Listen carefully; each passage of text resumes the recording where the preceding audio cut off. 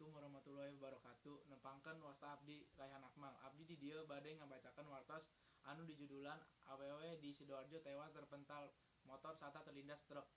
Patroli Jawa Wetan dibaturan keluargi sarta wargina Heni Cahyati ta liren-lirenna menangisi kepergian Julaikah. Baturna anu tiwas alatan kacilakaan lalar liwat di Jalan Gede Bypass Kuring Kulon Sidoarjo Jawa Wetan. Sapertos anu ditayangkeun patroli siang Rebo 19 Juli 2017 kajadianna di mimitian sabot Heni sarta Julaika berboncengan menggunakan sepeda motor Matic di Sidoarjo menuju Surabaya. Disangka murgi kadupak truk baribin anu ngaliwat. Heni tak sanggup mengendalikan motor sarta menabrak pangawates jalan. Nahas kanggo Julaika anu diuk di bangku pengker anjeunna terpelanting sarta tiwas sanggeus terlindas ban pengker truk.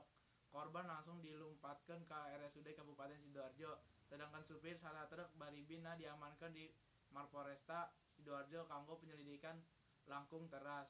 Hatur nuhun sakitu anu abdi tiasa sampaikan. Wassalamualaikum warahmatullahi wabarakatuh.